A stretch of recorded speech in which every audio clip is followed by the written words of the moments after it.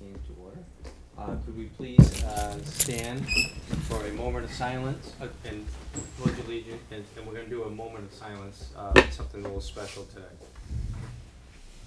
I pledge Allegiance to the flag of the United States of America and to the republic for which it stands, one nation, under God, indivisible, with liberty and justice for all. In terms of the moment of silence, I'd like to, and members are more than welcome to, thank you, to chime in, but we've lost, from what I understand, three pretty significant people here in town that passed away, and I'd like to do a moment of silence in memory of them. The first one is Bud Curtis, who owned Curtis News. I think he inherited it from his dad, but from the late 50s until the late 90s. Former member of the school committee, good and decent man, loved the town of Rockport. I believe he graduated high school in 1944 from Rockport High. And I remember one night talking with him, and when he was in high school, or later on, when he was telling me this, that the only president that he knew from the time he was in elementary school or kindergarten all the way to being in World War II was Franklin Delano Roosevelt. So I thought that was pretty interesting. But he was a good and decent guy. Tony Pino, who was a longtime police officer in the town of Rockport, a good and decent guy who served admirably with the United States Marines, was a boxer in the Marines. He passed away. And I just learned just moments ago that Beth Wallema, a legendary teacher in the Rockport Elementary School, passed away recently. Yeah, I think day before yesterday, just within the past few days. So those three individuals have been, staples of this community, and I ask that we bow our heads in memory of them.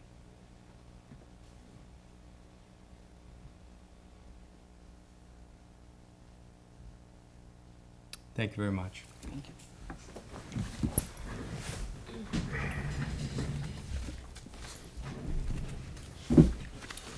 Okay, we're going to start with public comment.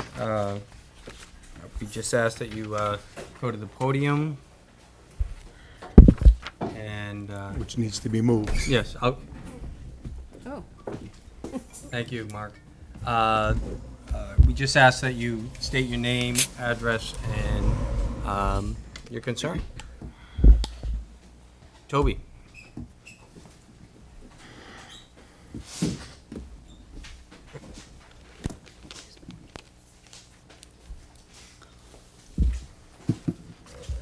Toby Arsenian, 95 Granite Street. I see on the consent agenda KP Law Disclosure Shared Representation. I have no idea what it is, but one might guess.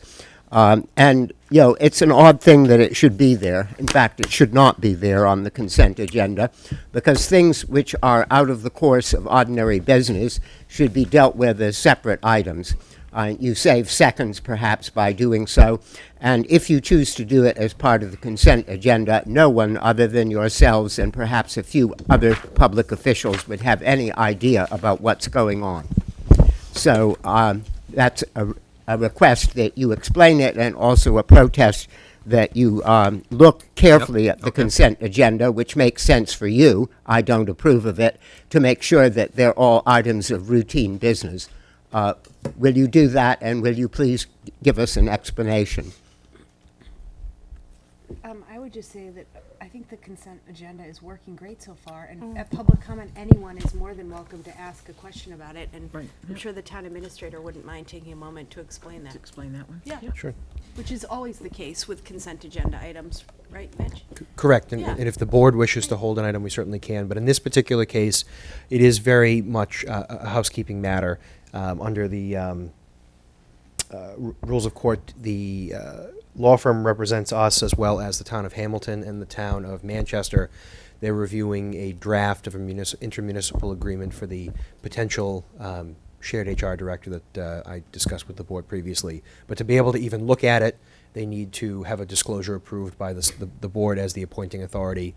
not committing us to anything, simply saying you're aware that they're working on the project and looking at it for us. Is this also because they are working with the other communities as well? That's exactly why. That is what it the, So the just reason. to be clear, I don't know if it was stated clearly, I just wanted to make sure. Certainly, So yep, that's all. that is the Right. reason. I knew that, but I just wanted to Yep. make sure it was publicly known. Thank you. May I speak on another subject? Please. Yes. It was in July that the DPW commissioners were going to have the Kleinfelder report before them, and we're supposed to have the consultants there as well. July, and here we are now at the beginning of November, and I gather there's still no report or no acceptable final version of it. When do we expect to get an acceptable final version of the report, and when are we going to have the promised public meeting, your board, the planning board, and the DPW commissioners? Mitch explained last week that You explained there was this an last issue. week. I did. This, Yeah. same exact same position on it. Yeah. Okay. So there is no answer. No, we No, don't have anything we scheduled explained yet. it last week. Yeah, there's nothing scheduled yet. Not satisfactory. Anyone else? Public comment? Hearing none? Okay, let's move on to the interview and appointment. Diana, where are you? Come on up. Please, you can sit down if you'd like and But we move the don't mic. have a mic. Yes, Yeah. just want to grab that microphone. The Emergency Services Director will also provide some introduction on this and a brief background. The board has the materials in their packet on Yes. the Yep, process. Thank you. Mark, Good evening. good evening. Oops, sorry. This is Diane Corliss. So the reason I'm before you tonight, I think it's one of the first times that people have come before you in regard to the animal control officer position. We're now recognizing the importance of animal control in our communities, and consistent with what I've been doing previously since my appointment of standardized processes for selection and hiring. And you have a comprehensive list in front of you, so I don't want to, go over it all over again, but just to summarize that we created a standardized list. We actually had quite a bit of interest. It was posted with a set of criteria for a period of 30 days in various forms. We also conducted interviews, and we whittled it down from 8 to 3 finalists. And from the 3 finalists, Diane stood out over and above everyone else. Very qualified candidates. We had a lot of interest. Diane actually has over 23 years as a vet tech, over 30 years with animals. She has, she's the current animal inspector in the city of Gloucester. And she served 4 years in animal control. So she has her vet tech certification, she has her animal control officer certification, and she has her animal inspector knowledge of all animals as well. So she was a very good fit for me and the innovation in the community for the new highly visible, accountable animal control officer position, which you can rely upon moving forward. And I welcome you to ask any questions you might have of the candidate. As if I there would highly be any recommend- after After that. I just want to add that I got certified in horse rescue training on Sunday too at Nevins Farm. So, Wow. yeah. Right. Nice. And I talked to Brian Parrott, and he has this thing called the Rescue Glide, is what we got trained on. It's an amazing piece of equipment to use when horses go down. Yeah. So, and there's one, the one we have on Cape Ann is at Myopia Hunt Club, and we have access to that too, which is huge. So, And you reside in Gloucester, yes, so not a problem getting to Rockport No. for any issues. no, not at all. As long as the bridge is down. Yeah. Right. Good. Anyone else? Yeah, have we, and I think this is more of a question for the assistant chief, have we defined along the lines of what's going to be done, hours, availability, things like that? What do we expect at this point moving forward? So I have spoken in depth with all the candidates in regard to nailing those particular items down. I also formulated and completed a job description for the position of animal control officer, which is very comprehensive and approved. Oh, you've seen it. Yeah. And also, we're gonna be working on an animal control officer policy and procedures for the town of Rockport, which incorporates all the town's bylaws and expectations as well. So, I guess following this, pending your appointment, I want to meet with her, and she's going to have some marching orders moving forward, which we've already. She's so unbelievable. She's knowledgeable. She's articulate. She's well educated. We're going to work well together. She knows exactly what needs to be done, and the hours you're going to get more from her than any expectation. Given the set of circumstances for the position. She's gonna be highly visible. As you know, the Rotary just redid the outside of the animal Looks control. great. I was down there, looked great. Thank you very much. Thank you to the Rotary. Unbelievable job. The entire building was revamped. It's all signed out. It's all brand-new equipment. There's a van. It's all decked out. She has all of the equipment she needs. She's walking into a sweet position Nice. right now, moving forward. So, yeah, we're gonna work out all those details, and I'll have them pinned down for the town administrator to pass on to you. And anything else that you wanna see happen in the community, we wanna make sure happens. Great. Great. Thank That's you. awesome. Thank Thank you. you. You're welcome. Thank you for doing this. This is great. Anyone else have any further questions?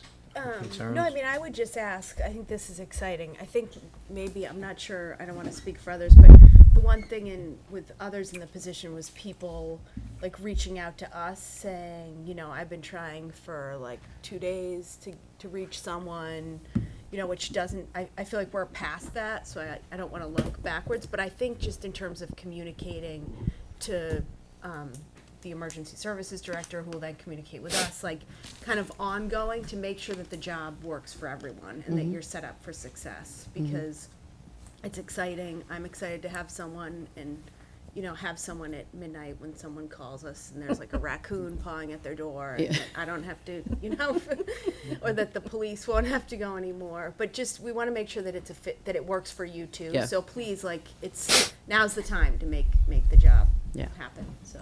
But this Great. is exciting. Thanks for all I your hard agree. work, Mark. I agree. Is there a motion? Oh, yes, it me. There is.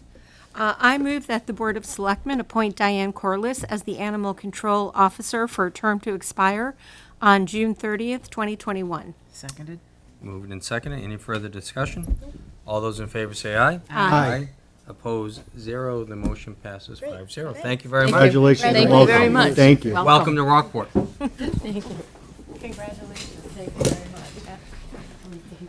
You're welcome. I'm from the Oh, really? Yeah. Nice I to love meet you. Dr. Parrott. I used Yeah. to work with him. Thank you. very Welcome. Exciting. Thank you, sir. Hi.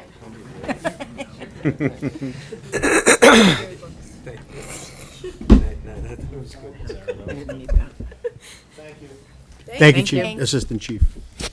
Okay, moving right along, we'll move to appointment of, is Dwight here? Yes. Dwight, come on up. Come on up. Is there a motion? Why don't we start with a motion? Yep.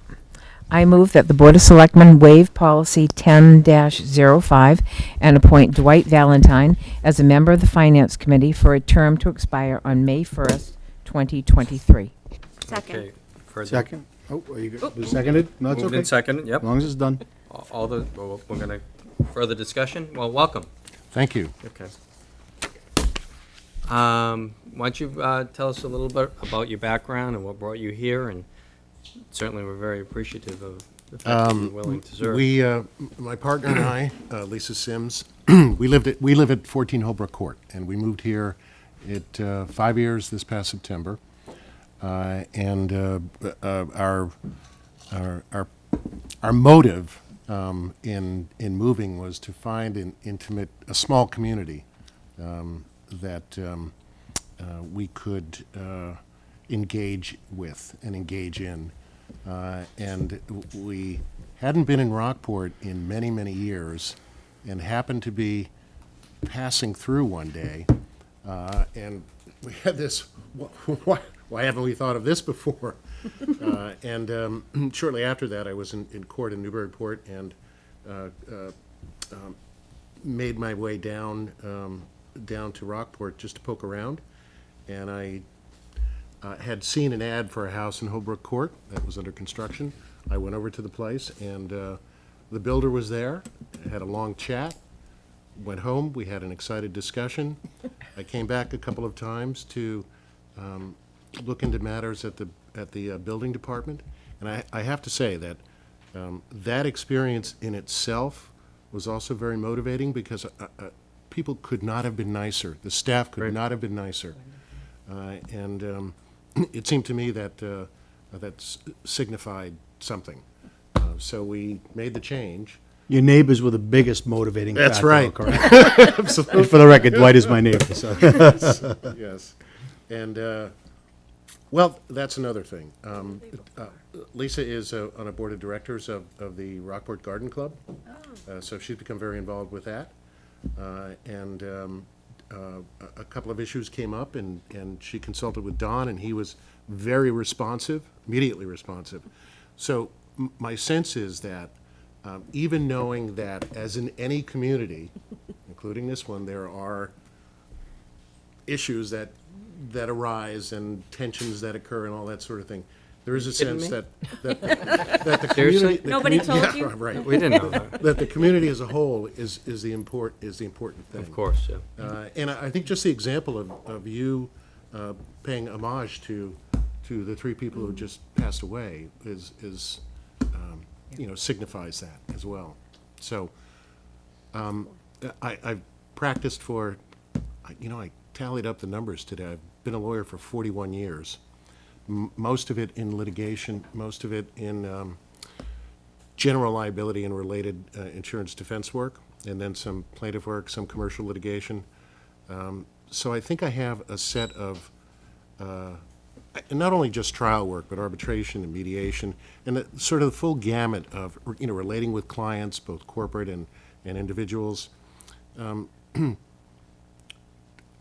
sorting out the issues and trying to be reasoned and objective in analyzing issues. And I think that's a skill set that carries over and can be applied to this.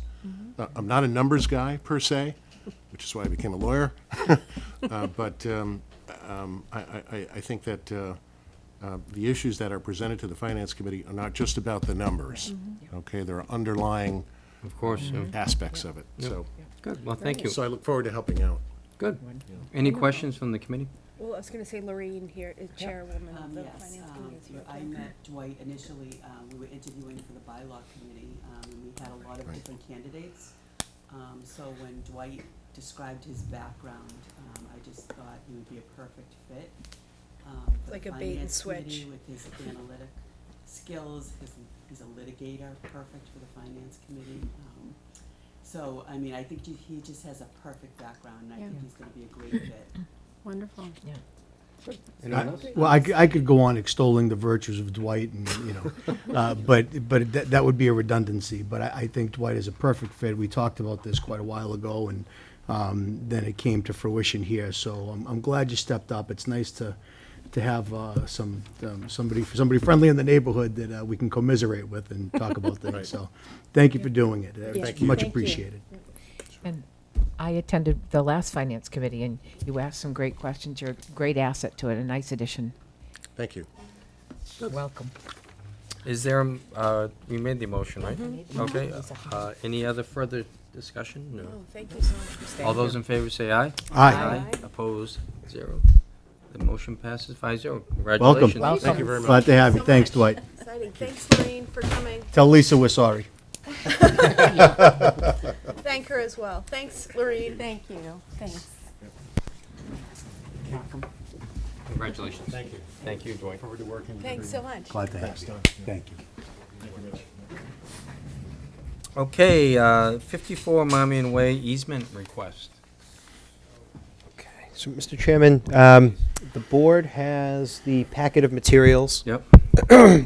The letter from the Finance Committee, the letter from the Planning Board, and the packet of materials from Mr. Alto. So perhaps it would be helpful. Is Mr. Alto here? He's here. Okay, thank So you. perhaps it'd be helpful, Mr. Chair, if he give just a brief summary for the board to be aware of. You certainly have this, but for the public to get a quick Please. understanding. And then, Mr. Chair, if we could hear briefly from Planning and Finance Committee Sure, on that. of course. Be great. Yeah, You can- right over that's there fine. would be Get great, comfortable. please.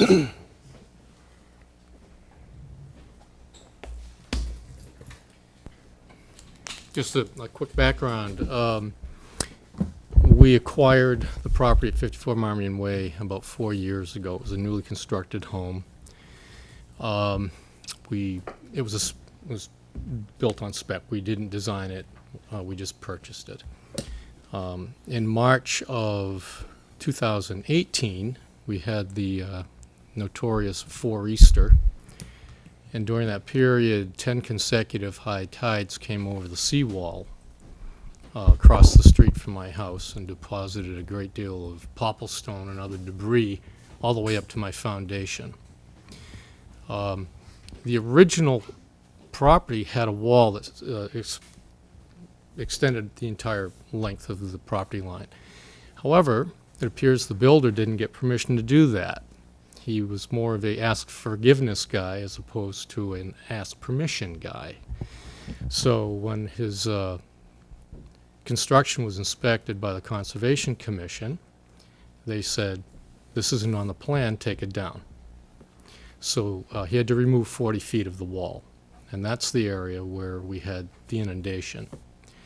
So the original concern was, this is, again, and I have an OC, and I've gone through the whole process. It's been a year and a half I've been working on this with the Conservation Commission and others. The original concern was that any wave action that came across Marmion Way and hit the wall would then recoil and undermine Marmion Way and cause the street to be damaged. In fact, that did not happen. In fact, on the residence side of both 56 and 54, where there are walls, there was no recoil or erosion. All of the damage is on the ocean side. And it kind of makes sense. The wave's going to come over, gravity's going to pull it down, it's going to strike the ground there and boil. And it tore the street apart. And so this is something that I'm sure you're aware of. It requires repair every couple of years. So I presented the data to the Conservation Commission. They unanimously agreed that it would be acceptable to rebuild the wall. However, in that process, they found that the wall that was constructed waves in and out over the property line, and some of that wall is now on town property. They gave me permission to construct the wall, but not on town property. As I thought that through, I thought perhaps it would make sense to come before the town and request an easement to allow the wall to be extended in a straight line as opposed to looking like a snake with a broken back. So I began that process a year and a half ago, and that's where I'm at now. I've been to the planning board, the finance committee. My understanding is that they agreed that it was a de minimis request, and I think they voted to approve. And the last step is to sit before this committee and ask for approval as well. Are there any questions about either the design or any of the information that I provided that I can help clarify? Yeah. Selectman Donnelly? Thank you, Mr. Chairman. Have you had the opportunity to speak with Catherine Glenn? I'm not familiar with who that is. So she is the Northeast Regional, I don't know her title, but she's with the Commonwealth of Massachusetts, and she works for Coastal Zone Management. Yeah. She has an office in Gloucester, and we actually sponsored a workshop with her, I want to say last month. She's very accessible, she's extremely knowledgeable, and what she does is she is happy to work with homeowners to consult on, not consult, but kind of give advice on the best way to protect your property. And it wouldn't cost you anything, and it might be worthwhile to talk to her, because one of the things she educated us on was the unintended consequences of seawalls. Well, this is not a seawall. Walls kind of trying to impede the flow of the ocean. Okay. So a wall that's in between you and the sea. Okay. Okay. And so she, you know, no matter what the outcome of what we talk about here tonight, you might want to speak with her. She could be a good resource. Yeah, She's a great resource. She knows a lot about kind of the coastline of Cape Ann, and she's very helpful. So you might want to give her a call. Yeah, I would like to speak to her actually about construction of a proper seawall on the ocean side. So she would certainly be informative. Yes, I bet you would. I know it's a Chapter 91, Army Corps of Engineers, there's a lot But involved. also, as I said, the unintended consequences of Right. using hard objects to try to stop the ocean. Mm-hmm. Okay. She's very easy to talk to, very, very And again, knowledgeable. her office is called? Gloucester, so Coastal Zone Management, Okay. Commonwealth of Massachusetts. I think if you go on mass.gov and search for Coastal Zone Management, they have the regional resources listed there, and you'll see her her phone number and her email address. Great, thank you. Yep. Anyone else? Question, so, oh, sorry, go ahead. Go ahead. I was just gonna ask, so I know that this is the first Correct. of the de minimis easements, right? So this is kind of a test run in terms of like our process, just so everyone knows.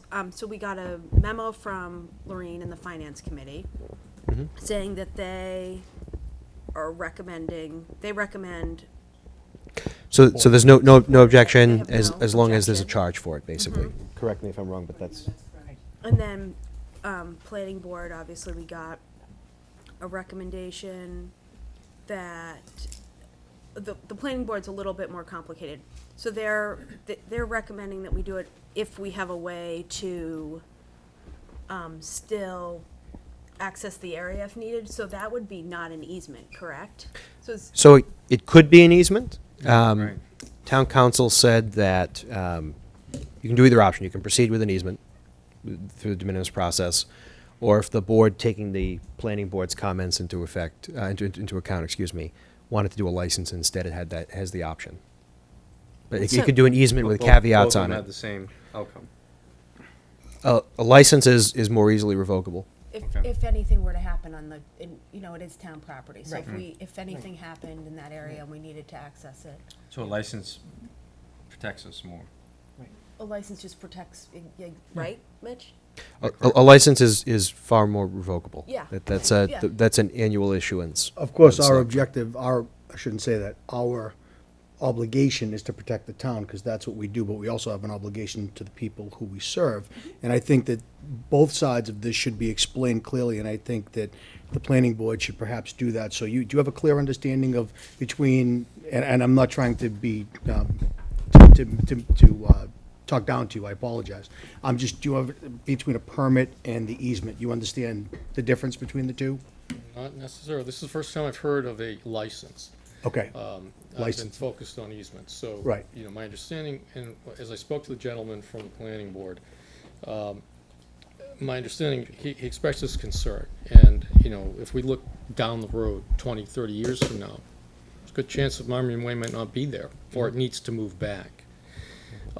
This wall only extends basically the width of the wall itself, so if you need to take my wall out in order to widen the road, there's no road.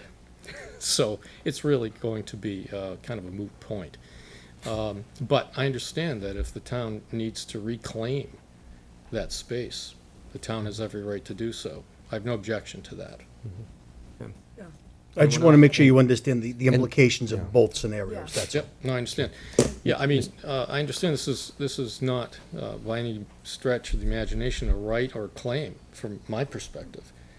I'm asking for permission to use this space, and it can be revocable, I get that. Ruth? I just have a question, Glenn. So I went to the original town meeting when we did the de minimis easement, and that was pretty much back then, as I remember it, was for shopkeepers down on the neck who had put in like a extending window that overlapped onto town property type thing. Sure. Minor little area. Right. They didn't own the land. My question to you is, you have land where you could put the wall. I do, correct. So why wouldn't you want to just put the wall on your property instead of the town's property? Yep. And not have to worry about us having to maybe widen the road, or when snow plows come down. I mean, Street Smith, in my day, was never plowed, probably, the dirt road, but now it is, and swinging down and around, because you're on the corner, right? I am. So those are my Yeah, questions. that's a fair question. And it's purely aesthetic. Yeah. Okay, so if you looked at my property, a wall that extends in a straight line, it makes sense. A wall that comes and then jogs out and then sweeps around on an arc would be unusual. Now, if this isn't granted, that will be the only option I can pursue, obviously, right? But even then, I think I'm back in the easement place because there is a wall, say like this, and then there would be another wall like this. And so that little space right there ends up being town property as well. If I leave that gap and I can't construct anything on it because it's considered not available to me, it's open soil, it's going to run into the street. Every time it rains, it's going to erode into the road. So at some point or another, I need to have some sort of accommodation if I'm going to do anything. Right now, it's just grass, right? Denise? Yeah, so to Ruth's point, I guess I just want to make sure I understand. So the total square footage is 301 square feet. That Yep. would be, Which is, it comprises the amount of square footage that was taken in the original construction, unbeknownst to me, before I bought the Understood, house. yeah. Right? And then, but there is an addition, if I add the wall in the straight line, I believe I have given you that information as far as Did, what it was in the the. packet. And I, yeah. yes, so I'm that's, actually looking at that's an an overview, additional, a it's an Google Earth of your additional property 83 now. square feet. I'm sorry? It's an additional 83 square feet. So is the amount that would be on town property 301 square Yes, it feet? is. Well, Yeah. that, which is, so currently there's 218 square feet on town property. So that doesn't seem de minimis to me, to your point. I mean, I don't, there's probably no hard definition. There isn't a hard one. Council looked at it to see if it fit in the pipeline, and they felt that the board could consider it through this I think this it was town process. council that declared it. Oop, yeah, diminished, they're not- giving the general guidance Right, on it. it If I don't wasn't- break my right, chair here. Yeah, Okay. Yeah. just to be fair to Mr. Alto, I don't think he. Yeah, no, Yeah. understood. I don't want people to I think that he's like, this is de minimis. Okay, any other questions?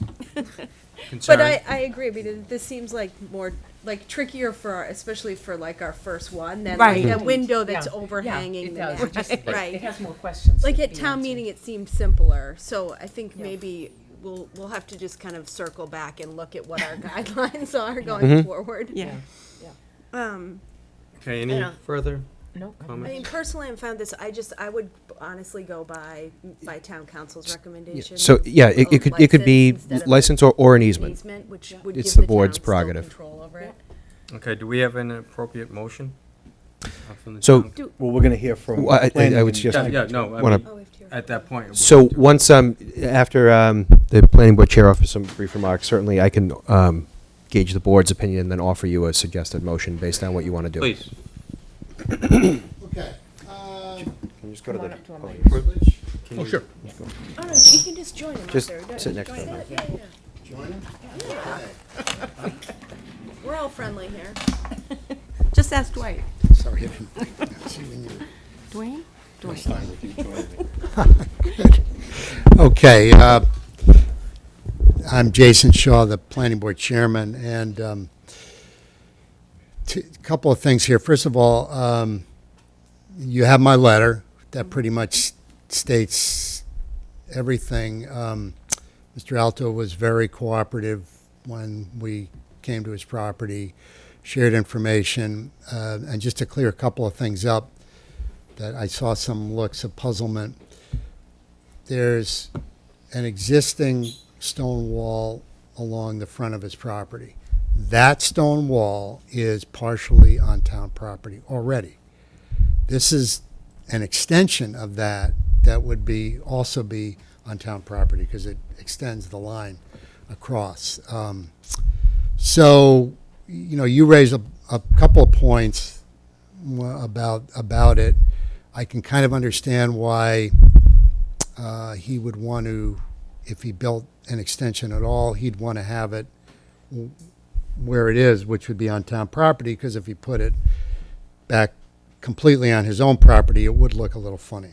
You'd have to, because it would be like one wall here, one wall here, you know, they wouldn't even meet.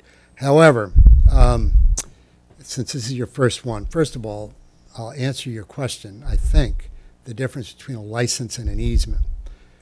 An easement is an actual interest in real property. It is an ownership of an interest in real property. And if you grant an easement, that follows the property. It goes on forever, and it can't be taken away. So that's why giving an easement is perhaps a bigger deal than you might know, because it isn't. It's like it's akin to ownership of property, but it's something less than that. It's like you don't own it, but you have a right to use it, and whoever buys your property has a right to use it in the same way you have a right to use it, and that's an easement. A license is not an interest in real property, and that's a critical difference. A license is the right to use the property, means the town's property, in the way that's defined in the license. And a license can be revocable. In other words, you can take it back if you need to. That's the difference between an easement is not revocable. Once you grant an easement, it's it, and it stays. And a license, on the other hand, is you have a right to do it for as long as we want you to do it, and we can revoke it. So our concern on the planning board, which is expressed in our letter, and I think Mr. Alto was in agreement with it, was that if we can't predict the future, and you know, we've got all kinds of issues, people raising alarms about climate change, ocean sea rising, you know, we don't know what's going to happen in 10 years, 20 years. But if you grant an easement, that's it. If you grant a license, things can change. So if there is, you know, if there is a license granted for him to build this wall, which is fine, and he has the understanding that if it's, or somebody who buys his property or acquires it in the future has the understanding that in the future the town, if needed, can, you know, remove this town wall or require it to be moved. And everyone goes into it with their eyes open. Everyone knows that that's the condition. He's happy because he has his wall, and likely it'll be there for as long as he owns the property, but he also knows that it may not be. So that's kind of where we are with that, and also with one of the planning board members who was with me when we went to the property, noted that there was a part of the power line, there was a pole there, part of the power line I think was underground and part wasn't. If there was ever a need to underground the rest of it, again, that might be another issue which would require some interference with the wall. So, you know, hence that was our recommendation for that reason. And, you know, maybe the same thing you do in the future, I don't know, but, you know, for this one in particular, it seemed appropriate. Do we know if there are any other utilities underground where the wall is going to be built or within close proximity? I can only say with assurance that there was a wall there originally, that the Conservation Commission forced removal. So, and this isn't an old house, this is a house that's only 4 years old. So he did build the wall. I'm actually asking to put the exact same wall back. So in order to put the footings and build that wall originally, there could not have been any utilities there. The only utility that is there is from the pole that was just mentioned underground to my electrical box, which runs across my lawn. That, of course, will be marked by DigSafe. That DigSafe was where I was going next. Have you called them? Have they even come out yet? Oh, they've come out before, yes, but I had them come out when I was planning on building the offset wall. And then I said, I can't do this. It looks bizarre. So I started down this process with the easement request. Well, when DigSafe came out, what did they tell you? Did they say that anything was there? No. Okay. No. There is, I've studied this pretty extensively for other reasons. There are lines for your catch basins. There's one at the base of Straitsmith Way, which runs about a foot or so beyond my property, beyond the pavement. It's under the pavement. and it joins other catch basins further down the street. I would probably be anywhere from 2 to 3 feet behind that. Okay, any other questions? Yes. Just one comment, Mr. I think one of your neighbors had the utilities buried. They did. Yeah, so that's why it's underground there. Right. Because one of your neighbors Did. arranged for that to happen, Yes. because they didn't want to look at the pole. They didn't want to see the wires, correct. Yep. And that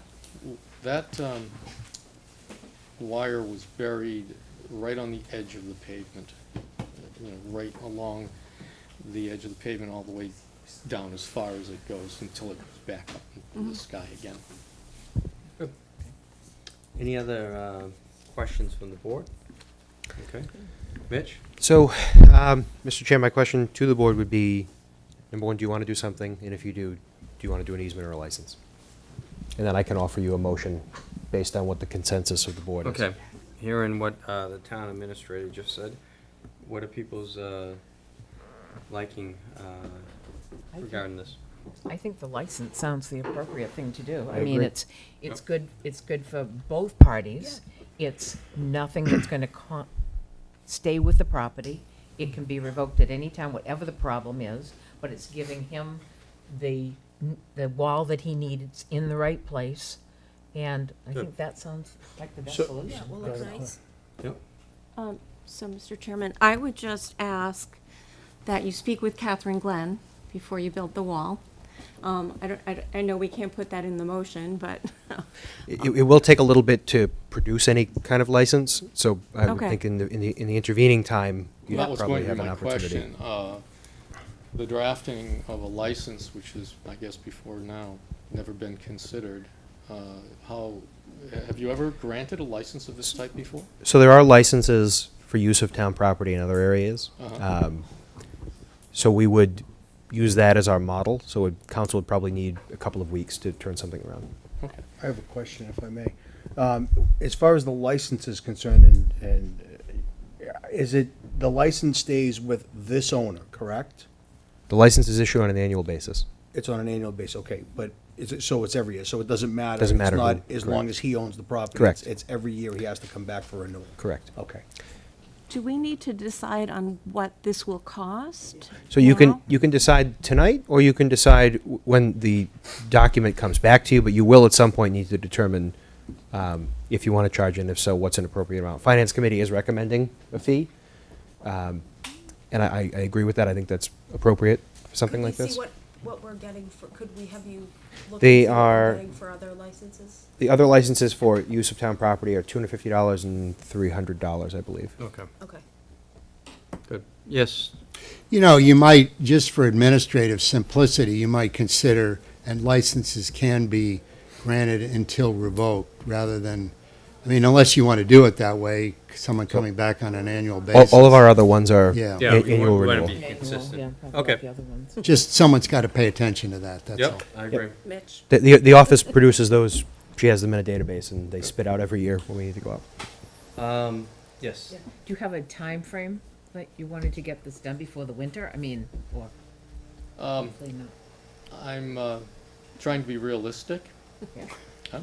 So I actually had a landscape architect out last week to discuss this. I'm ready to pull the trigger, but if I don't pull the trigger soon, I won't want to do it, because I want to be sure that any concrete or whatever is poured will cure properly, which would push it into the spring. It's quick. It's much quicker. This is than- actually much quicker than an Yeah. easement. So, Yeah. No. Yeah. Mr. Chair, to the point Please. on a charge, if the board wanted to do that this evening, I would think that based on the other uses, something under $1,000 is reasonable. I would offer to the board whatever you Okay. deem appropriate. Okay. All right, so why don't we have a motion, unless there's anything else? So is the motion for a license? right now? License? Okay. Yes. Mr. Chairman, a proper motion for the board to consider is moved that the town administrator be authorized to proceed in preparing a license with town council for the use of town property for the purpose of erecting a wall on town property in front of and adjacent to 54 Marmion Way. So moved. Second, moved and seconded. Any further discussion? Do we need to have the amount included You in can do that when you do the final The next approval. one, okay. Okay. Yep. All those in favor say aye. Aye. Opposed, 0. The motion passes 5-0. The- Thank the- you. Thank you. Thank you very much. The license, again, is approximately $250 a year. Well, we haven't set. No, the they amount. haven't set the rate. The other two licenses the that the other town two are. has for, other de minimis, for lack of a better term, are in the range of $250 and $300 apiece. So I would think that under $1,000 is reasonable for something Well, like this, when I whatever heard that you is. say $1,000, it was a significant deviation from 250, so I just was checking. I'm saying under $1,000 for Yeah. them to consider is reasonable. Okay, all right. Okay, thank you. All right. Thank you very much. Okay, let's So, move. hold on just one second, just for time. So we voted it, so is that, It needs to come back to you to be signed and to make the final decision. okay, perfect. Good. And I will be being notified by you, Mitch? So you'll get the draft and take a look at it beforehand once council does the markups. Okay, great, thank you. Great, Thanks thank you. very much. Thank you. Let's time. go to the consent, oh, Should we go to the ambulance? yes, It says so, Rosemary. Rosemary. Okay. Is there a motion?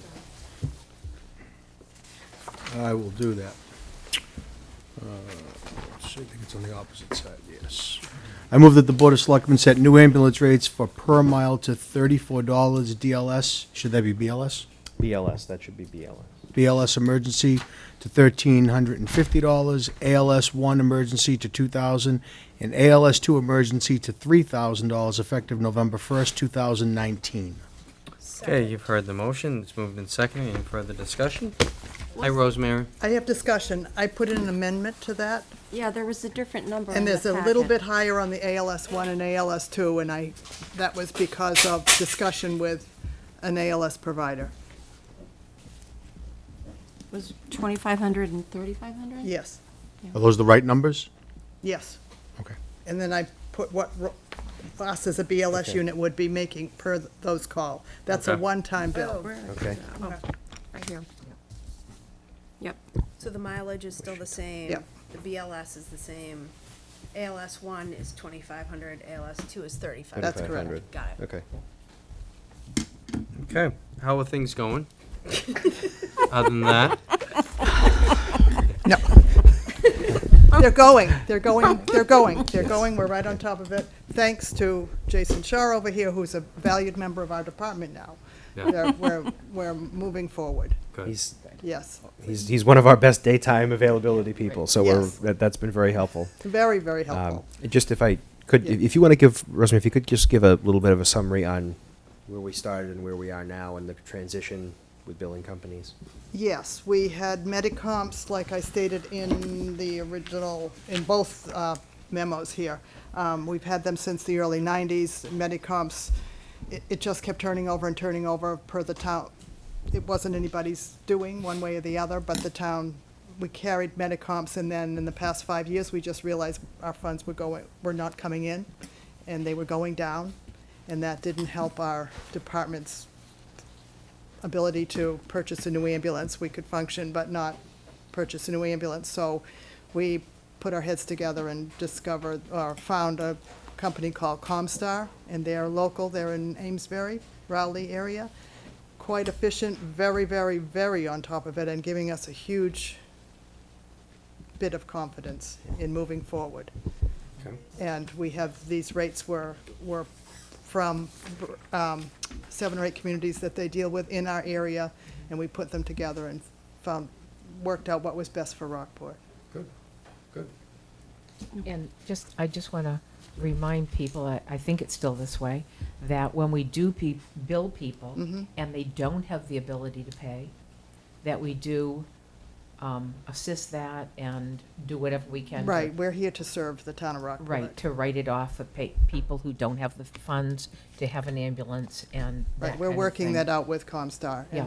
There's actually a process that they have in place for other clients where, based on certain income levels, that could result in a reduction or an abatement for any charges after multiple attempts. So Right, they and- actually are very diligent in their collection methods now, which is Right. a great They plus. are, seem extremely capable and. Yeah, and that's always been one of the proudest parts of being, I was on the ambulance Right. committee with Rosemary and Scott for years, and that's one of the best parts of being a small town and knowing the people that you're serving and people who can't afford it, who don't have insurance or have very limited funds available, and we were always right on top of that and helpful, and I'm sure this company will be too. They do seem like they're very efficient, and word from others, they are. Denise? Yeah, a question for you, Rosemary. Are you seeing any move to kind of treat people where they are as opposed to moving them to the hospital? Funny you should say that. No. I had a discussion with Gloucester Rescue's John Sanger today. We're not in the throes of doing that right at the moment. And we may have more conversation about that in the future for EMS on Cape Ann. Yeah. But right now, we're not. Okay. Because that's kind of a movement in the state to try to. It is. Yep. Our feeling on that, after my discussion with John today, the patient, well, it's twofold, but the patient would never see a bill. It would go to their insurance company. And there's a Right. lot more research to be done on that. Okay.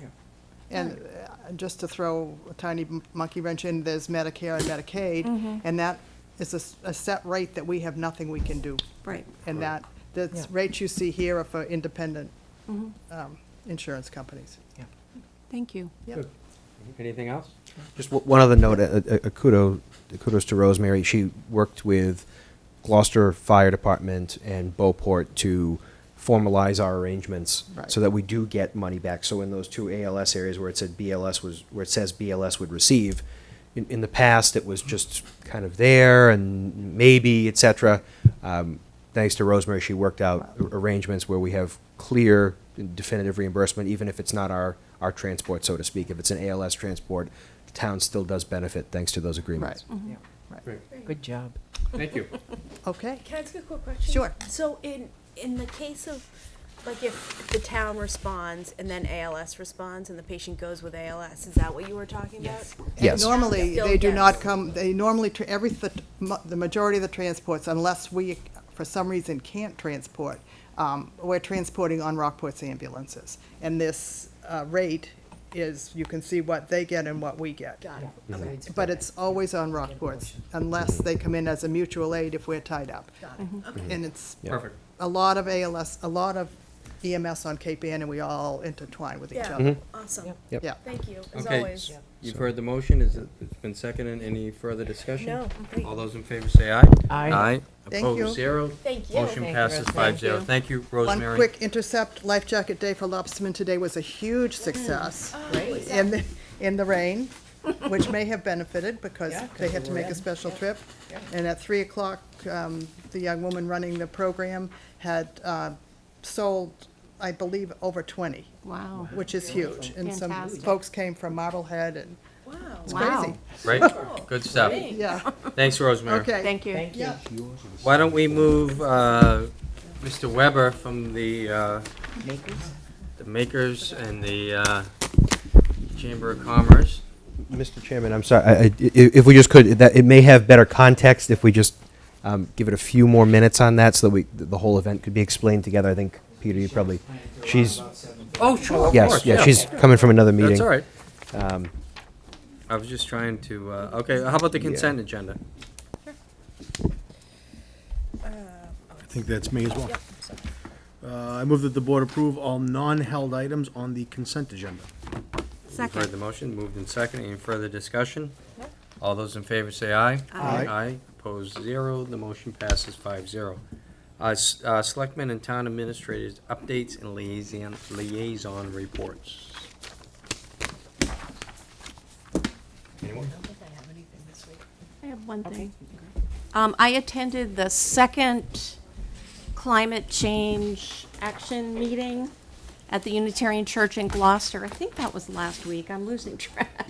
And am part of the committee that's looking into carbon sequestration on Cape Ann.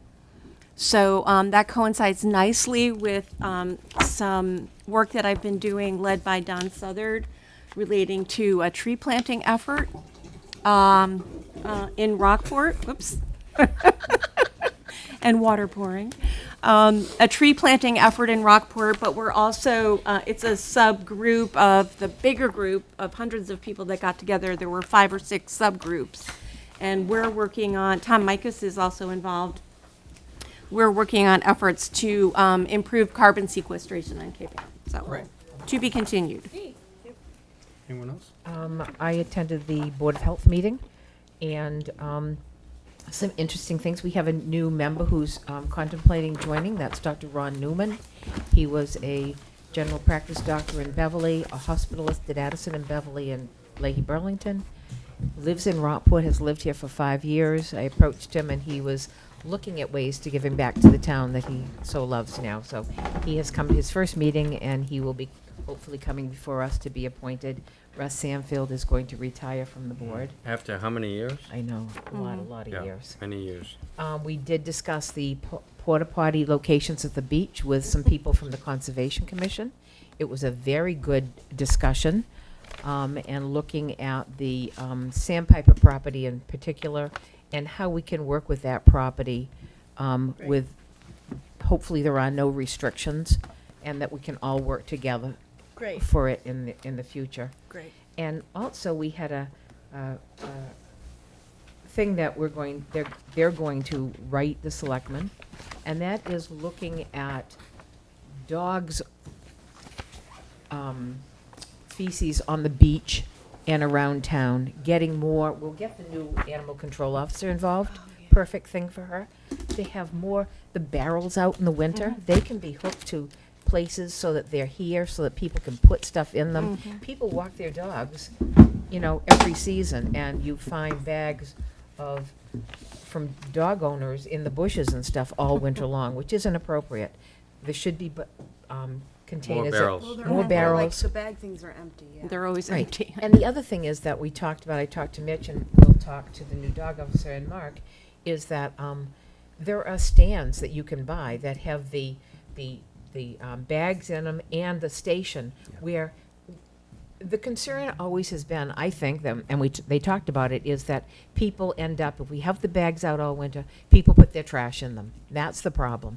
Well, these are on a stand. They have the bags, and then they have a round container like this that only the dog containers can go in. And they're small. And they're They're very small. small. They're unobtrusive. They could be put by beaches. They could be put downtown. They're very inexpensive, and it would help all the people around town, whether they walk dogs or not. So that was a big thing. There's going to be a big push on that, and Chairman Murphy's wife is going to champion that. really? Just to She add, is- I didn't know that. I'm That's so good. glad you brought that up. Just to add to that, I had some people complain to me, and then I noticed it. My kids have soccer at Evans Field like 3 nights a week, and when before the beach is open, people literally just pull up to Evans and let their dog out, and they don't even pick it up, and there aren't even bags there. So I think with the new animal control officer, we have to kind of take a look at that whole. And I have to be program. one who has 2 dogs, and I always bring bags, of course. Of course you do. Of course. But there's a lot of times when there aren't any There's nowhere to barrels put them. Yeah, they're around. barrels. Yeah, And the there's bag like one, things Old are Garden empty. Beach keeps changing, because I always go down to Old Garden Beach.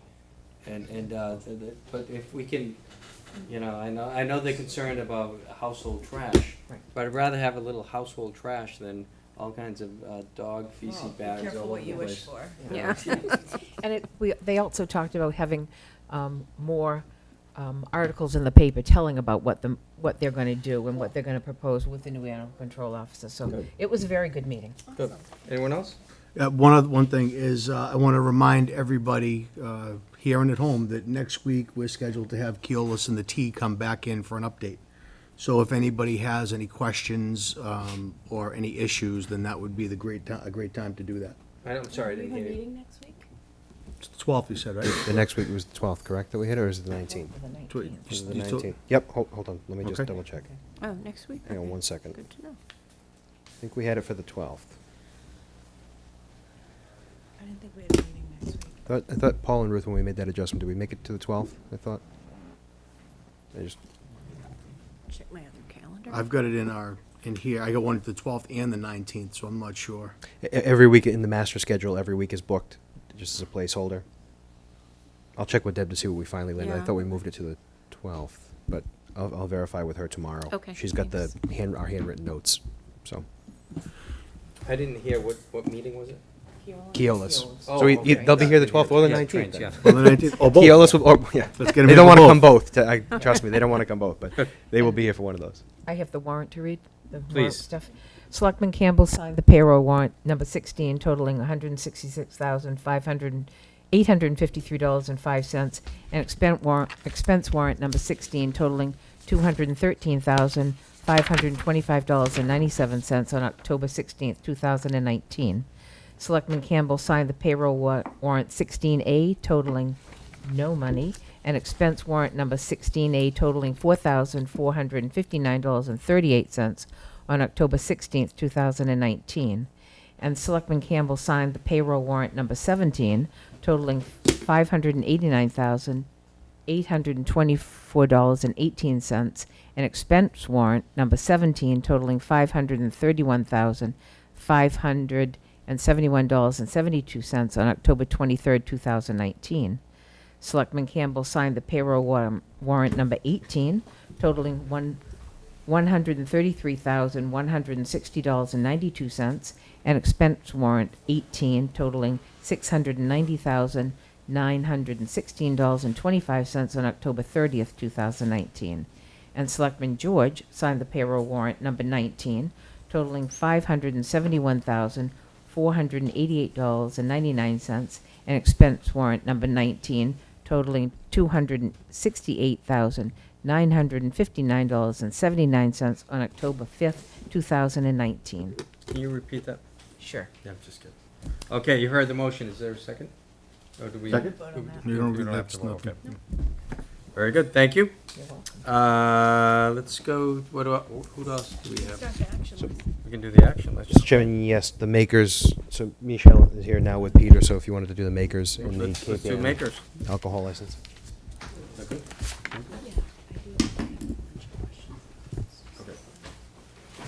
Do I need to read it first or not? Yeah. Okay. I move that the board approve the Makers Festival and Market to be held downtown on December 14th and 15th, 2019, with the following permissions. We want to discuss it first? Or, Yeah, well, can we discuss it first? Is that okay? That's what we should be doing, right? Yeah, well, Yeah. yeah, how sometimes we make, it's Yeah. just a detailed motion. It Right. might just make sense to Yeah, wait in case probably. we adjust Okay. it. Yeah, because they're going to speak on it, so, Yeah. okay. okay. So welcome, Peter and Michelle. Thank you. Tell us a little bit about it. Well, let me start this overview, but we have been, as we do every year for a long time, I think into the 34th or 35th year for Christmas in Rockport, pulled a planning committee together and had our first meeting back in January, I think, to do a recap of last year and to get started on this year.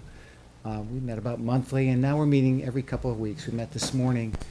And I know Michelle submitted a letter that gave an overview of the Makers Festival, which is a key component of Christmas in Rockport for now the second year. And it's going to be bigger and better if with your support than it was in its first year, which was a tremendous success. We've really worked hard to integrate that into the overall Christmas in Rockport. Rusty and Ingrid have been part of our planning committee. And we're trying to coordinate from our chamber perspective, and Michelle, we're trying to make sure that the local businesses who are established in here in Rockport are really well connected and integrated into the overall program. So I can give an overview of Christmas in Rockport, but maybe we should start with the Makers Festival, and then we can fill in around that, because the Makers Festival is the part that needs some particular permissions and approvals from you for Please. what we've got planned this year. You want to talk about that? So some of the changes this year is that we've gone from 2 locations to 3 locations for the indoor market. Last year, Rockport Exchange had a farmer's market that was held at Spyron Hall. This year, instead, it's going to be focused on packaged foods and not so much the farmer's market. And they're actually going to be down at the Baptist Church this year. So last year, we had the food trucks out on the street, and we had the tent in the park.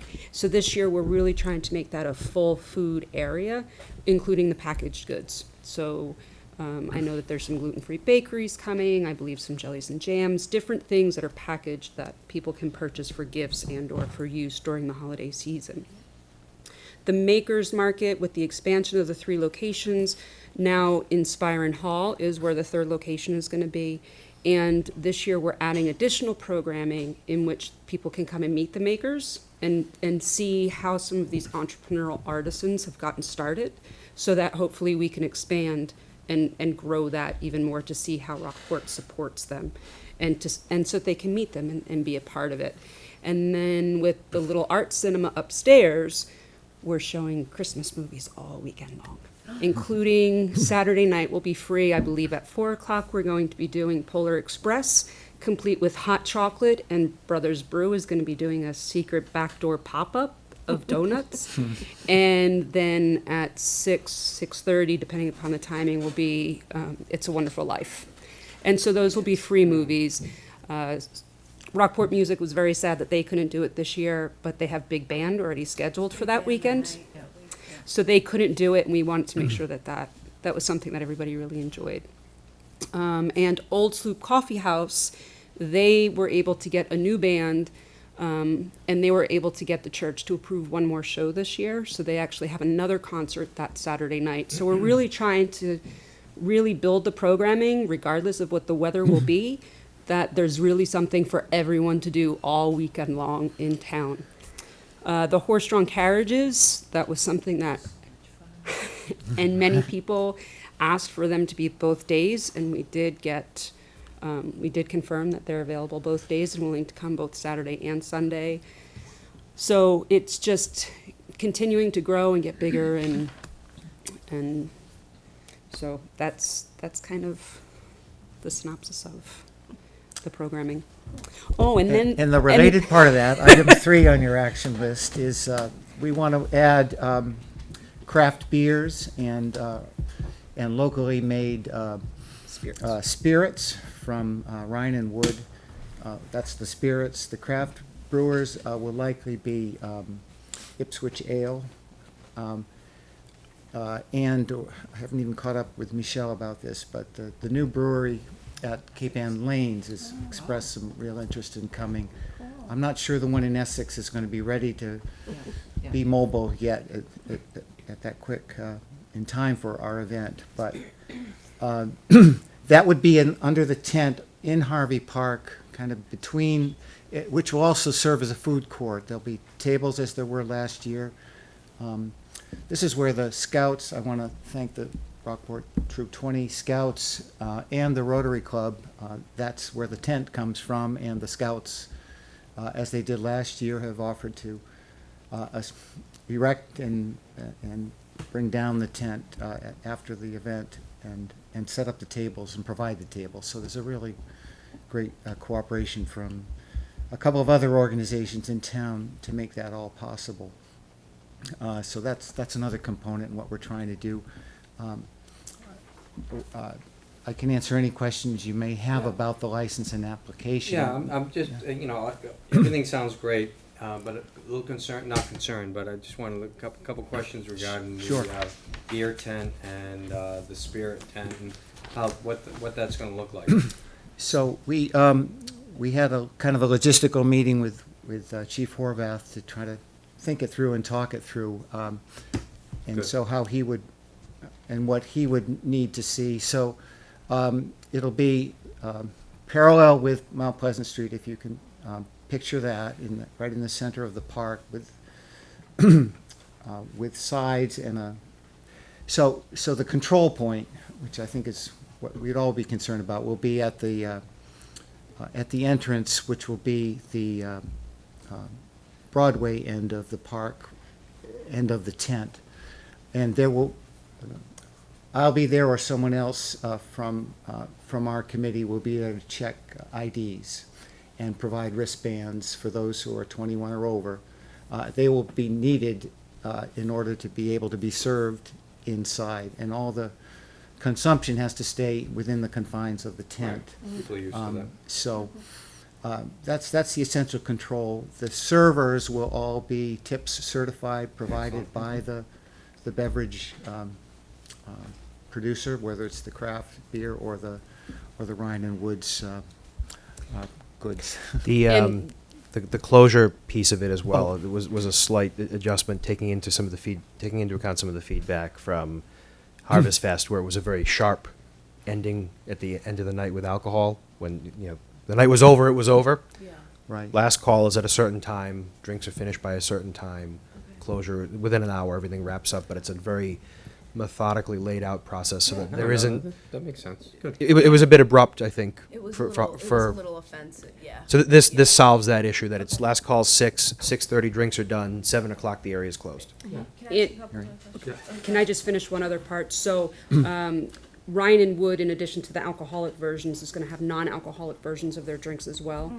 The alcoholic beverages are going to be in a different color cup from non-alcoholic beverages. So this way, at any time, the police can scan and see, oh, you have an alcoholic beverage, do you have your alcohol approved wristband? So this way, we can scope things in a friendlier. Right. No, that totally makes sense. How many patrolmen have you hired? So We were, the chief, correct me if I'm wrong, but he didn't feel we needed to have details. He felt that if we did the control point that way, that the regular police assigned to downtown area? duty Okay. that day would be sufficient You'd know better security. than There'll be for- there'll be a detail for the maker's event, but the alcohol itself doesn't need. So to be, Yeah, okay, stand- fair stand enough, alone a general detail. detail. Okay, Sarah? So a couple questions. So I thought the Makers Festival last year was like outrageous, right? Like the artists, it was just wild, the talent, and I mean, Oh I my think I God. did like almost all of my Christmas shopping, which was really cool. Okay, so just some questions about the alcohol, because I think that the exchange has kind of nailed it on T Wharf. Like, I think we kind of have hit the sweet spot. We've kind of figured it out. I feel like when we did it for, what did we do it, in the park for, where we had Motif Motif number one. day. That needed some tweaking, I thought, just like, because I do event stuff, so that to me wasn't perfect. And I've kind of Yeah. talked to Mitch about it, but, this says, so is it for Saturday and Sunday? I have a little bit of a concern. It seems a little weird to me to have, like, to sell alcohol in Harvey Park till 6:30 p.m. on a Sunday seems a little weird. I don't know.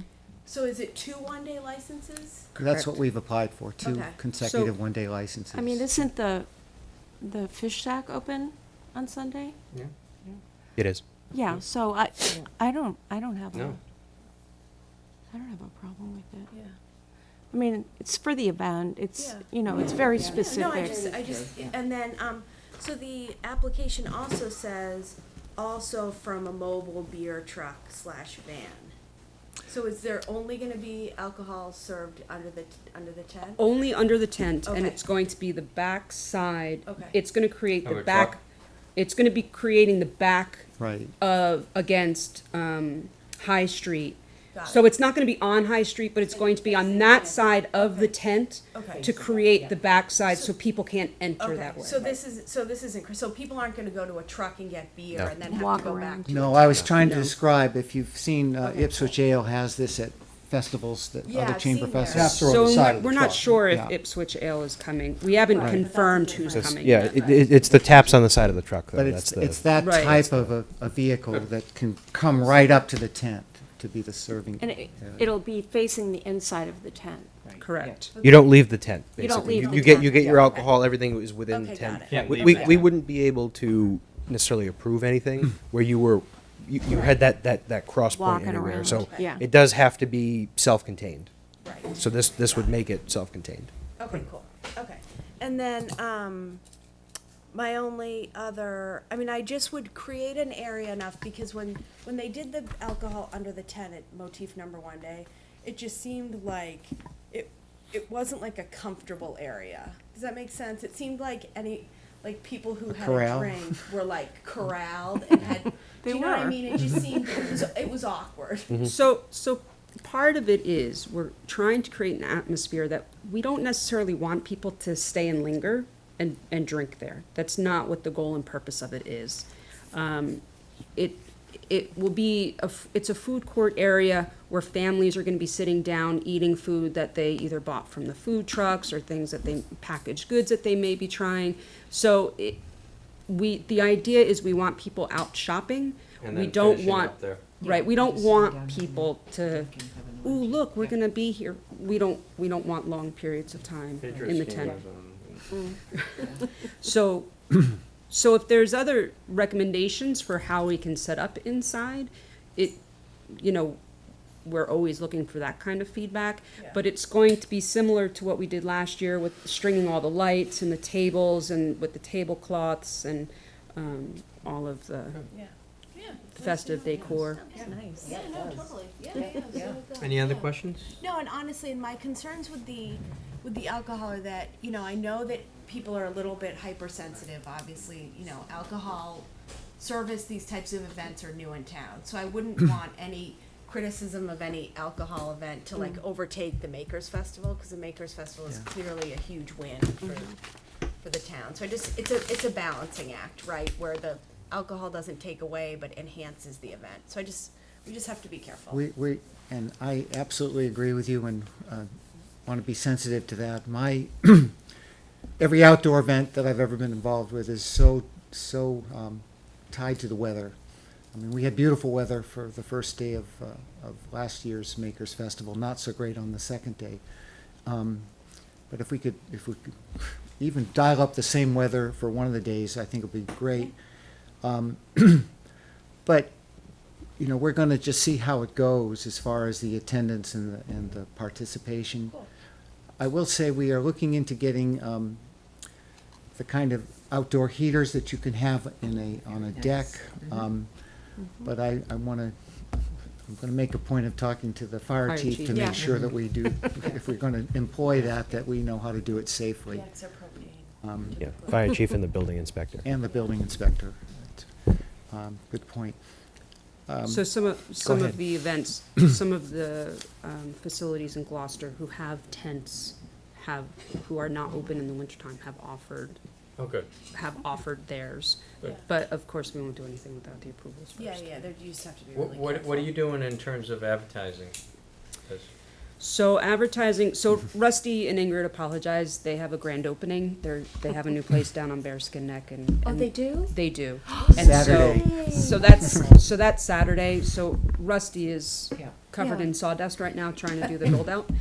So he apologizes. Great. So very similar to last year, one of the requirements of our juried vendors is that they have to be able to promote the event as well. So I believe there's 18,000 postcards that are being handed out in fairs and festivals throughout New England, so Maine, New York, Rhode Island, Connecticut. There's going to be a very strong social media presence. Good. Then there's also going to be a wayfinding map, and that's going to be available by the beginning of the month that we'll be able to hand out. So similar to the wayfinding map that we had last year. So there's different printed materials in combination with social media. We're also talking about possibly being able to find some unique, the small billboards, if the roadside ones become available at a reasonable price, then we'll look into some of those. But there's the smaller ones that are uniquely placed around cities or Linfield Marketplace, things of that sort that we're looking into. So that's all in the Christmas in Rockport, the overall whole marketing process. Good, okay. Right, and we're So- doing all of the traditional elements that we've done, the holiday calendar and guide. The bag stuffers have been out since the summer with the main dates for visitors to for shopkeepers to give to their customers, to encourage those who are visiting in the summer and fall to come back for the holiday season. We do a more detailed calendar that's printed. We'll be working with social media and traditional print advertising. The businesses in town are tremendously supportive and all contribute to a budget that helps us do not only the paid advertising and promotion, but pay for the entertainment, helps pay for those horse-drawn carriages, for entertainers, for the decorations. The trees are donated, and Chuck's on the hunt for the Dock Square tree. So it's a real comprehensive effort to promote it and to pull it all off. I do want to mention, before I forget, that Kate has been really tremendously helpful and responsive to us this year. Excellent, that's great to hear. We had a good meeting with them last week, Michelle and Thinking, I. who's And they're going to. Kata. Kata. Bob and Felicia have been phenomenal. Yeah, so they're not only helping for the tree lighting day, where they always have, but we're going to try to do it better this year with a better parking plan, and frankly not talk about using the transfer station at all, because we can do better as far as, and Rockport Inn and Suites has stepped up and said we can use them as a designated parking and pick up and drop off area for the tree lighting, for the Makers Festival, and for Rockport New Year's Eve, which is a really great thing for all of those events. What about the MBTA? Have you guys reached out to them to let them know if, I don't know if they probably can't add trains, but. It's a good idea. Haven't yet, Yeah. but it would be, They're gonna because be there. we are definitely A little pressure. be here next Hopefully week. the 19th is Yeah, still up for debate. maybe we can Put signs. we can do that. Yeah. But that's, I mean, that, for Yep. people coming out from anywhere to. So Massachusetts Cultural Council is also promoting this. Good. Great. As this is one of their events that, because the festival's grant is one, sponsors some of what we do. So the Mass Cultural Council is also involved. Tomorrow I'm actually in Boston with MAPC. that one, in which I actually have to present about this and how the partnership of the town working with everyone. So there's a lot of Excellent. people finding out. Well, Very thank you very exciting. much. Thank you. Anyone else have any Yeah, I comments? have one other thing to add if I can. One thank you and one welcome. For years, Wendy Betts has been our choir director, and Wendy has stepped down this year, and she has passed the baton on, literally, to Laurie Tuck. And Laurie Tuck has taken over those duties, and I've been corresponding with Laurie to make sure that everything goes well on the night of the tree lighting. But a heartfelt thank you goes out to Wendy and all the work and effort that she's put in, the dedication she's given. I was fortunate to see that, and this is one of those things that I'll always remember, is walking into the church chambers, and she's there, and she's just got that giant smile on her face, and just motivating people, and she could yell at you in a way that made you smile, and it was just get you motivated to sing, and she just did such a great job. So I want to thank her, and welcome Lori. It's she has big shoes to fill, but talking to Lori, I know that will not be a task that she will fail at. She'll be great at that. So She'll be great. yeah, she really will.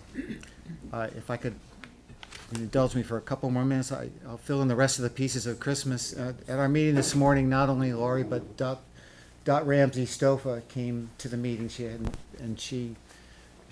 has been connected with Christmas in Rockport from the beginning, but she's 1985. she's offered to help again and brought back a scrapbook of newspaper clippings. I've from seen that years. scrapbook. I've been at her house when was we great. It's great. The shop.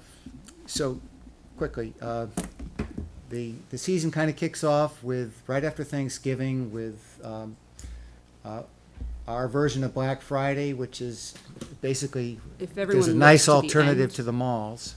If you What's want that? to follow Oh. along with what he's saying, at the end of the Makers Festival, I Yeah. included a Yeah. complete Okay. schedule of events. And then we have Saturday, a Shop Small Saturday, and Fair, Fair Saturday that Michelle's been working on, and it's got another grant. It's a give back aspect to the season, and more details are coming about that.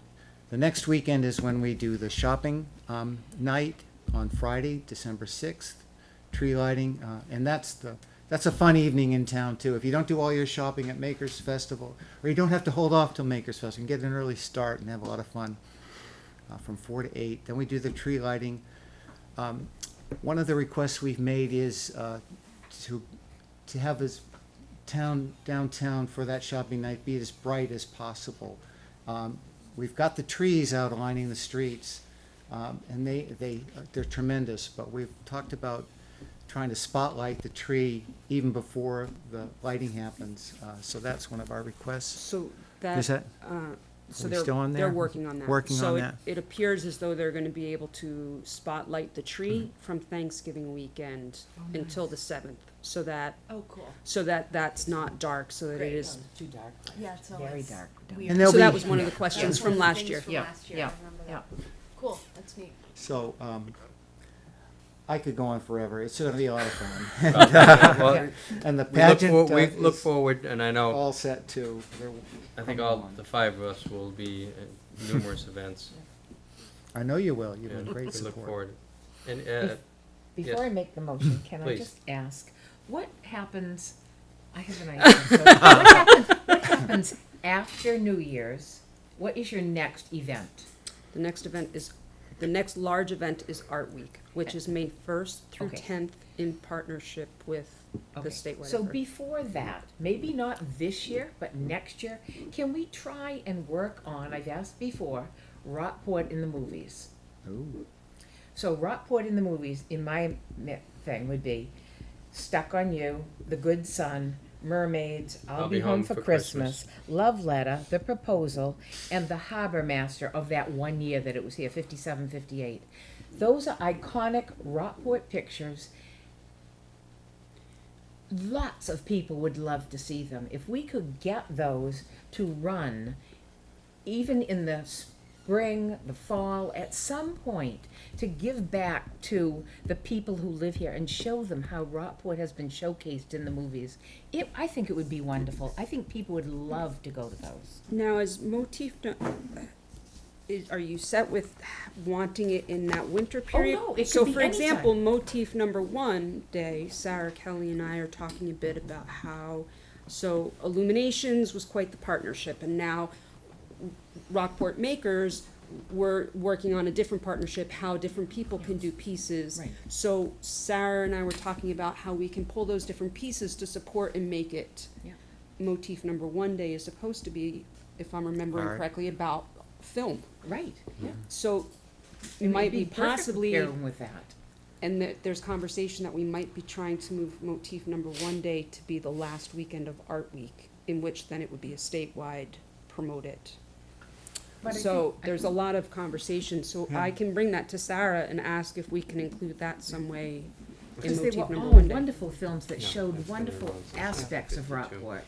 Well, the other thought I have, just, you've been so supportive of the community and the selectmen of the KPN Community Cinema coming to town, so Yeah. what Yeah. a Whether what they a could do that great there, yeah. idea for a film festival or For a film something. festival Yeah. there, that- yeah. Yeah, talk Yeah. to Rob. Rob, yeah, Yeah. talk to Robin Yeah. about it. It would be really wonderful. I mean, because, I remember going to, I'm sure a bunch of us, I know Paul probably and Sarah, we went to the opening of I'll Be Home for Christmas up at the high school. Sarah was in elementary school. Well, we went to that and they gave you the hanky and they gave you all the little things the company did, the production 88. company. It was such a big Right. deal for the town. It was wonderful. But didn't the Shell and Lou show that one Christmas a few years ago? I don't know if they have or not. We're talking. Yeah, I think believe they they have. have. They have, but It they've was never such a done like a wonderful- celebration of all. Yeah. But it would right. be Was that really even what they so- showed last year? It'd be cool. It would be cool to show Honestly, them all. Shayla Lou might be interested. Yeah, they might do show it. them too. I think they'd I be think very there would be a interested. And maybe in the huge dead of interest. winter. A when few- people- a few years ago, I just think it'd be wonderful. Pageant night, which was The 26th. obviously the Saturday before, but the Shane Lou had I'll Be Home for Christmas. That's when And it was, okay, yeah. And I was in college when it was filmed, and it was fun Yeah. seeing Dinner that. at Feather and Wedge and watching mermaids. It sounds amazing. Okay, there you go. Mermaids was 90. That was Okay, from the I'll- 90s. I'll But make, great, cool. Okay, idea. I'll please make the do. motion. I move that the board approve the Makers Festival and Market to be held downtown on December 14th and 15th, 2019, with the following permissions. Mount Pleasant Street to be partially closed, outbound only, on December 14th and 15th from 10 a.m. to 7 p.m. from the corner of Mount Pleasant and from Broadway to High Street for food truck setup and breakdown. Tent to be set up in Harvey Park on Friday, December 13th, and broken down on Monday, December 16th. The beer garden with craft holiday spirits in a controlled area in Barletta Park as designated by the police department. And closing of Dock Square for horse-drawn carriage rides on December 14th and 15th from 10 a.m. to 4 p.m. Okay, you've heard the motion. Is there a second? Second. Moved and seconded. Any further discussion? Just making sure that you guys are in touch with Matt Wigton. Oh, yes. Obviously. Oh, yes. Okay, Yeah. great. And the whole downtown area. Yeah, exciting. Okay, all those in favor say aye. Aye. Aye. Hold on, hold on. Opposed, Hold on, zero. Peter. There's- What's, Oh, I'm sorry, Peter. There was a reference to Barletta Park that should be Harvey Park. Harvey Park. Harvey Park. Sorry. Okay. Yep, Harvey. Yep, I'm sorry. Yep. So moved. Okay. Yep. Did I do it wrong? Yep. Harvey. it says, Harvey. okay, okay, so it's supposed to be Harvey, okay. Okay, all those in favor say aye. Aye. Opposed, zero. Motion passes 5-0. Exciting. Yeah, Thanks exciting. for your hard work. And we need a one-day alcohol license for Cape Ann Chamber of Commerce. Selectman Wilkerson? Yep, they get, Two yeah, one. yeah, yeah. It's- Yes.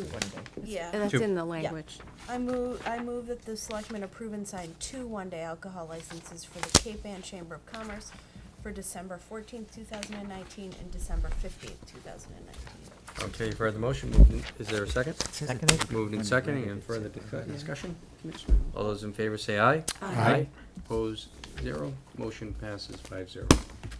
Thank you, everyone. Thank you all very much. Thank you. Any Good job. unanticipated business or announcement? Oh, we got some more. One more motion. We got a warrant? Appointment of 2 DPW. Oh, yeah. Warrant. Yep, that's right, I'm sorry. We'll go through that. Appointment of 2 DPW Facility Building Committee members. Mitch?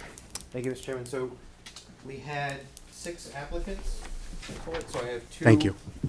Recommending 2 individuals to the board this evening. Great. Met everybody. We had a condensed time frame, so I met everybody over the last few days. Had a conversation with everybody. One of the names is very familiar, and one of them is new. So I'm recommending to the board, excuse me, the appointment of Armand DeParo as the Construction and Project Management Representative, and Andrew Soul as the Citizen Representative. Everybody is familiar with Dan's background and the role that he's played in his experience. And Mr. Soul is fairly new to town, but has a very extensive experience in building and construction and projects, particularly from his time at Salem State University, where he was the VP of Facilities. He was directly responsible for overseeing and managing several of their building projects. And as a state agency, he's familiar with some of the hoops that we need to go through for that, the project meetings, et cetera. So his experience seemed to fit perfectly. I am very appreciative of the other 4 individuals who put in, and I think actually we have other homes for at least 3 of them. So I think that everybody will be utilized. We're appreciative of everybody who put in. Oh, You dear. clearly need to get a new chair. And, so I would recommend to the board the appointment of Andrew Soul and Armand DeParo. How many applicants did you have in total? There were 6 in total. 6, okay. And then can you just explain who will round out the rest of the committee again? Sure. So in addition to these 2, should the board approve, Ruth will be representing the board as the selectman's representative. The DPW commissioners tomorrow evening will be selecting their representative. Okay. And Monica Lawton is the second 5 citizen total. seat. So 5 total. That makes sense. Good. Exciting, great. Okay, do we Great need a that motion on picked this? up some new- We do. New volunteers. Excellent. Yep. I move that the board appoint Armand DeParo and Andrew Soul to the DPW Facility Building Committee. Okay, you've heard the motion. Is there a second? Second. Moved and seconded. Any further discussion? All those in favor say aye. Aye. Opposed, 0. The motion passes 5-0. Great. Okay, what else do we have? Just on the back of the motions, the warrant. Yes. I move that the selectmen designate Selectman George as the primary select person to approve weekly bills and payroll, and Select Person Wilkinson as the backup Select Person to approve those warrants if the primary designee is unavailable. Okay, you've heard the motion. Is there a second? Second? Moved in second. Any further discussion? Yeah, I wanted to pass this on because I wanted more eyes on this, so everybody had a chance to take a look at this, and you see it, but when you get it, and you've signed one already, I think, correct? You see the breakdown of what's going on, so I just like to have other eyes on that, and I think it's time that somebody else does that. Okay. Okay. I think it was great. Everyone stepped up. All four of us said Yep. we'd do it. So Good. that's great. Okay, all those in favor say aye. Aye. Aye, opposed 0. The motion passes 5-0. Did we do the consent agenda? Yeah. We did, okay. Anything else? Did I miss anything? Is there a motion You'll to? let us know if you have a meeting next week. we'll figure that out. It's okay. We'll know tomorrow morning. It's Thank okay. you. Thanks. Is there a motion to adjourn? So moved. Oh, wait. Wait. A holiday party. Yes, thank you. Of course, there's one other thing. Mr. Chair, I know that's been very important. Yes, that's important. The December 17th, Tuesday the 17th, No, is available. that is a scheduled meeting for us, I see. It is. So that one is available.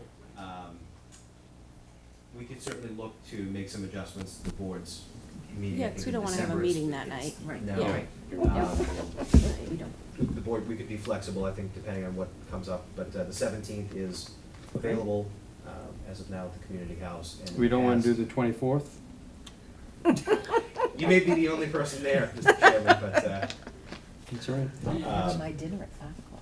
So you want to tentatively put down the 17th? Not tentatively, Yep. like, Oh, the- yes. I think if the Yes. board's good with that, we'll go with it. Yes. And my plan Everyone would be good with that? Yeah. Okay. The plan would be that we would close town offices early to accommodate as we've done the Absolutely. past 2 Yep. years.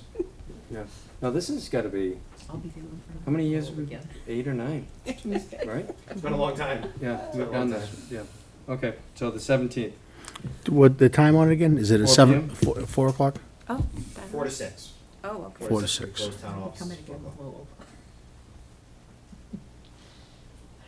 Okay. Okay. Is- Great. Great. Okay. So we'll put no motion either, anything like that. We'll proceed ahead if the board is Okay. comfortable with that. Motion to adjourn. All those in favor say aye. Aye. Aye. Opposed, none. 5-0. Thank you, everyone. Thank Thank you. you.